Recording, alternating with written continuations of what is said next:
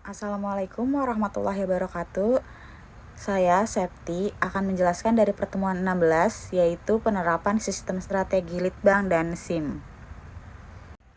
Penerapan strategi Litbang dan SIM itu sangat penting untuk mencapai tujuan organisasi ya, seperti segmen pasar dan juga pelanggan, penggalangan modal dan juga analisis laporan keuangan ya teman-teman.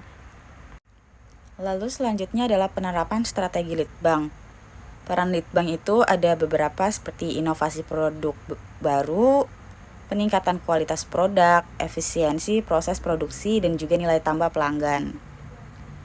Dan yang terakhir adalah adaptasi perubahan teknologi. Selanjutnya adalah pertimbangan Litbang internal dan eksternal, yaitu keahlian internal seperti risiko dan biaya, kekuatan pasar perusahaan, kecepatan perkembangan teknologi, dan kerjasama yang strategis. Kebijakan Litbang itu ada dari beberapa untuk fokus meningkatkan produk atau proses, pilihan riset seperti dasar atau terapan, pemimpin yang inovasi atau pengikutnya, dan alokasi anggaran Litbang. Litbang itu milik sendiri atau milik outsourcing, dan penggunaan penelitinya seperti dari universitas atau swasta. Lalu pendekatan strategis Litbang. Yang pertama itu ada dari first mover, produk teknologi baru tapi resikonya juga tinggi ya. Terus yang kedua adalah inovatif imitator, meniru produk yang sedang viral dan atau mengikuti inovasi-inovasi lainnya. Dan terakhir adalah low cost producer, seperti produknya itu serupa dengan milik orang lain tapi harganya lebih rendah. Sistem informasi manajemen. Komponen utamanya SIM itu yang pertama tidak jauh dari data-data ya teman-teman, seperti pengumpulan data, pemrosesan data, penyimpanan data, dan pengambilan data. Dan analisis dan decision support. Dan yang terakhir itu integrasi proses bisnis.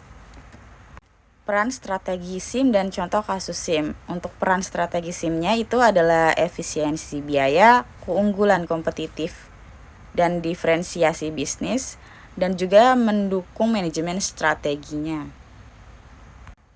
Lalu untuk contoh kasus SIM-nya yaitu seperti pengelolaan inventory real time dan peramalan permintaan yang akan datang di kemudian hari, lalu optimalisasi pemesanan barang dan analisis kinerja produknya atau kinerja karyawannya ya.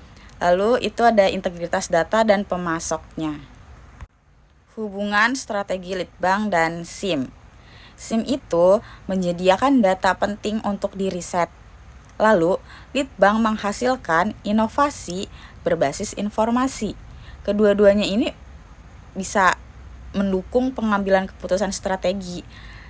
Terus juga menciptakan keunggulan yang kompetitif dan mendukung adaptasi perusahaan terhadap perubahan pasar. Sampai sini presentasi yang saya jelaskan. Mohon maaf jika ada kekurangannya. Terima kasih. Assalamualaikum warahmatullahi wabarakatuh.